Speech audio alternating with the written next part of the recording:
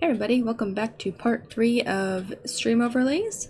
Today we're going to be working exclusively in Affinity Publisher to start laying out our text and links and all that fun stuff in the overall design, along with the assets that we imported from Krita. So if you haven't imported your assets yet from Krita, the last video goes over how to export them, how to save them as a PNG with the transparency, and how to import them into Publisher and resize them without distorting them and all that fun stuff. So if you haven't done it yet, go check it out. If you have and you don't own Affinity Publisher, there is the free trial. It's 10 days. Go download that, and then we can get started doing all the fun stuff.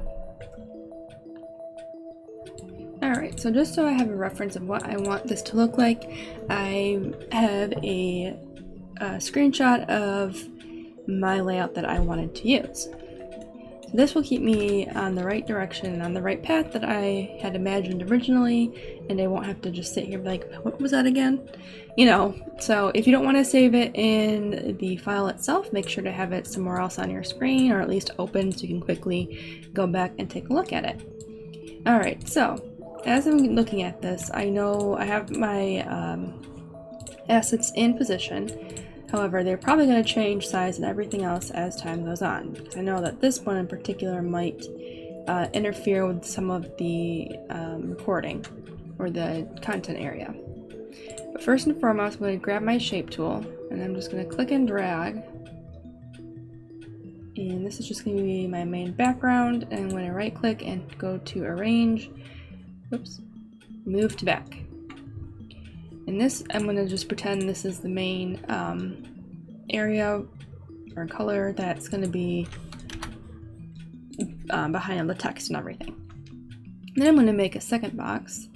We will just pretend this is going to be where my actual recording area is going to be. So we'll just kind of... if you don't have it on automatically, click on the magnet tool and it snaps everything for you. So this will be centered. I'm actually going to make that a little smaller here and move. Oh, that should be fine. And then I'm going to shift click on these two, arrange, move to front. And then I'm going to click on the box again, and just so I know that this is going to be actually let's have a border where the content's going to be. I'm going to take this, I'm going to make this a little darker. Actually, double click on that. Let's make this like a dark gray. And hit close. Cool. And then for the border, you can go to stroke and, well, that's fine for now. Okay, actually eyedrop it. Whoops. Let's make it purple. There we go. So when I go to put this in OBS, I know how to resize my, or how to put my content recording area in here. This is probably not exact, I'm not worried about that right now, but it'll be close for now. I have to sneeze. Excuse me. Alright, so now that I have this figured out, I want to go and start putting my text in. It's not what I wanted.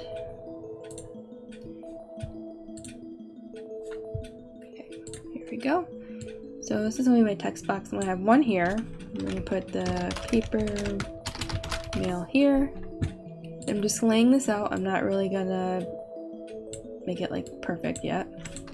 Copy and paste it. And the nice thing about Publisher is when you copy and paste it, pastes it right where the copied content originally was. So it's not going to disappear over here. It's like just go randomly across the screen there, based on like where you're zoomed in at, which is really nice. And then here I'm going to say website, and then the next will be, I guess, social media. Oops. Cool. So I'm actually going to want this centered here. We'll center all of this there. So now that can kind of see it looks a little off, probably because of the way this is here. So I'm going to move her a little bit over. Move that over a little bit more too. Okay, that looks a little better. Actually move this here too. Okay, I'm totally nitpicking this right now, but that's okay. Alright, so now that I have that, I can start making a note of what else I need to add. So really this background isn't going to be the permanent background color, right? It's just a placeholder, and same with this. So I'm going to start tweaking this and fixing it up the way I want, and then I'll come back and show you the final result and how to save this out as an overlay for our streams and our videos. So I'll be back in just a little bit. So I thought I hit recording while I was setting this up, but I didn't. So basically all I did was I just added the text here, and group this, and group all.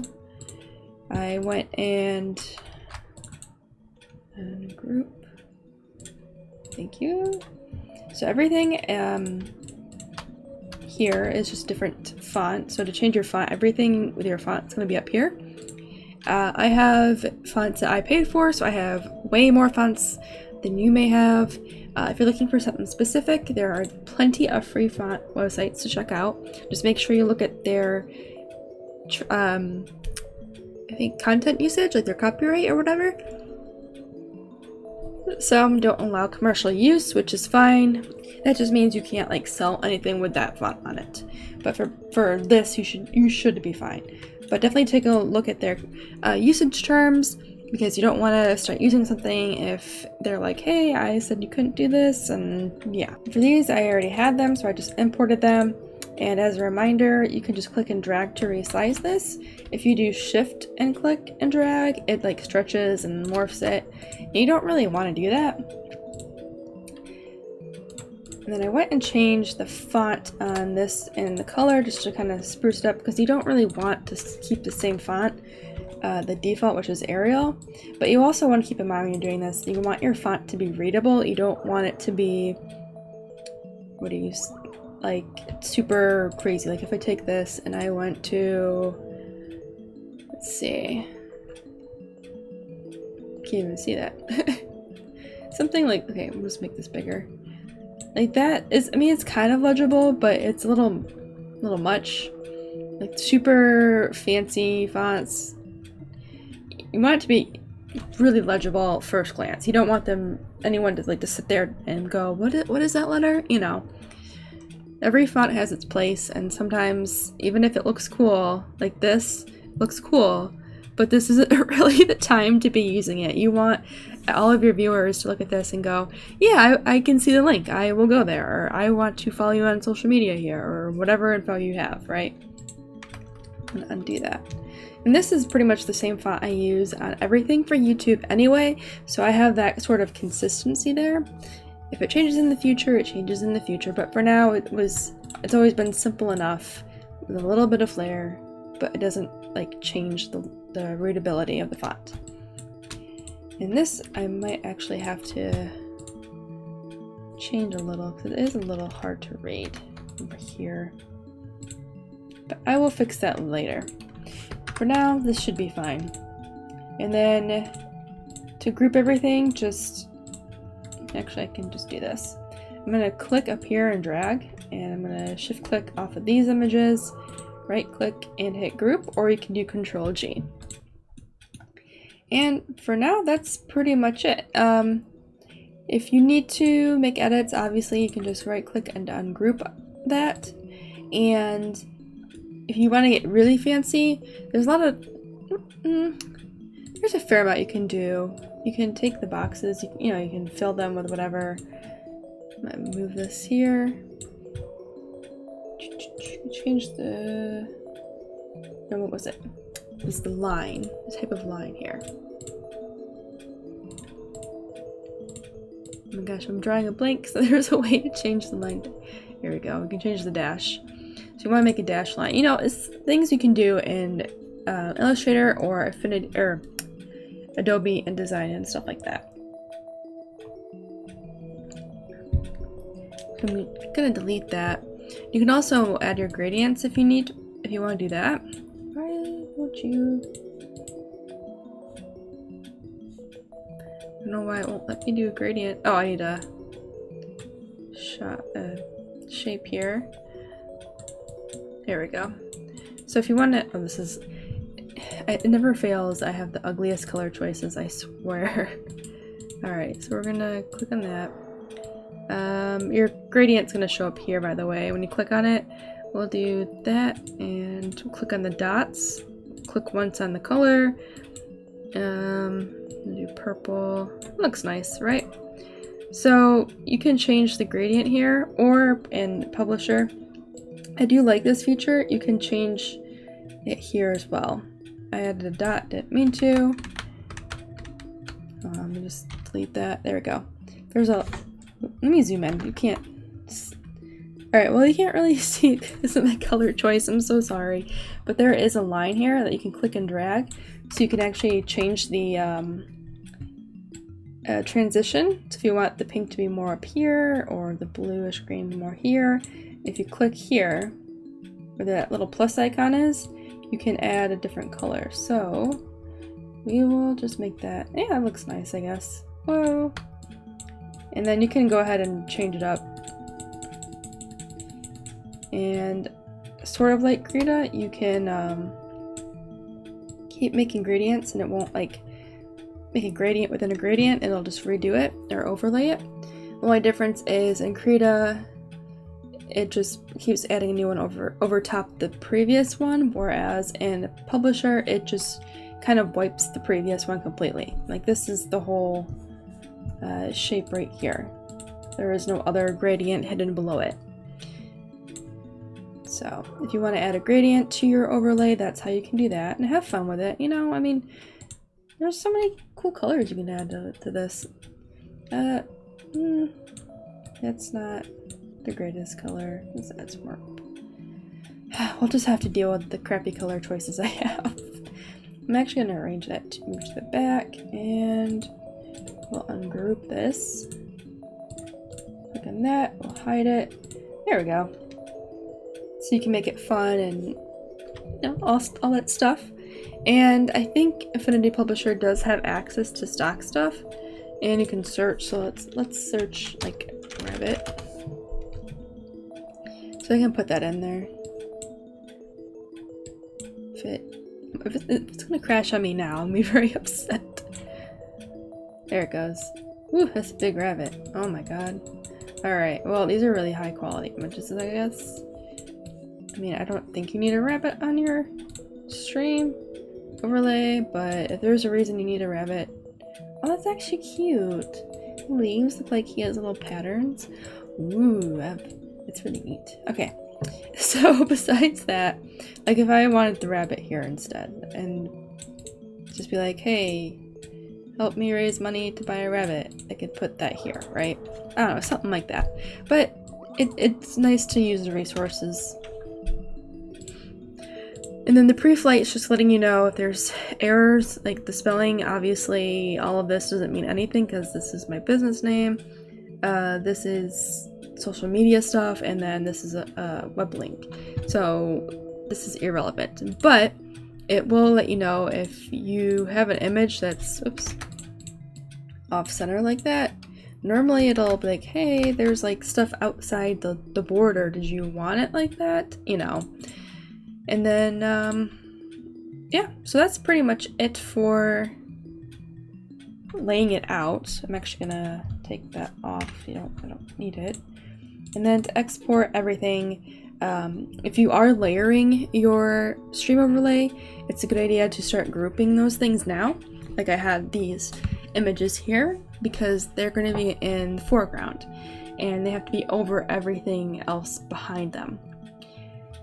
If you are doing something like this, where it's just going to be transparent and blank and the images are very simply done, or the content, and it's just going to be at the bottom here, you won't have to worry about making them a separate, like, sort of layer in Open Broadcast Studio.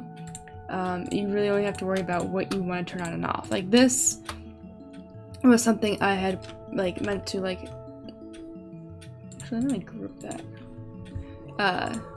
Turn on and off, so I kept that separate. So maybe if you have like something like this, you will want to keep that separate as well. If not, then you will have a big background like I do. So I'm gonna regroup this. Oops.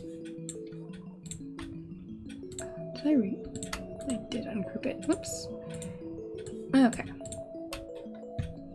Group. There we go. So yeah, so I will be doing just the video here, and this will be one separate asset, and this will be the second one, which I export. So file, export, you want to make sure you do selection without background, you hit export, and I've already done it, so you save it. And then this one, I did it without background as well, just to keep the habit up, and I did that too. And with them separate, I now have the freedom to turn this on and off, so if I want to change these images later on, maybe I want to do like a Halloween type theme, or winter, like Christmas or winter or whatever, I have the ability to change that without having to go back and constantly resave the whole thing again and replace those images in OBS or whatever streaming software you have. It's like thinking down the line, like how will I handle this if I have to change it? You know, you're planning ahead. It's very important, especially with this stuff. Alright, so now that we're done, I'm going to save that. So I'm just hitting Control Save. If you have any questions about how to do anything in Publisher, I can definitely help you with that.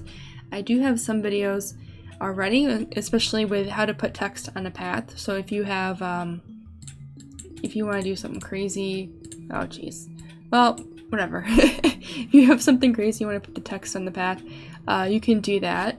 You know, add some more flair to it or whatever. All that fun stuff. And if it's something that I don't have a video on already, I can easily make another video.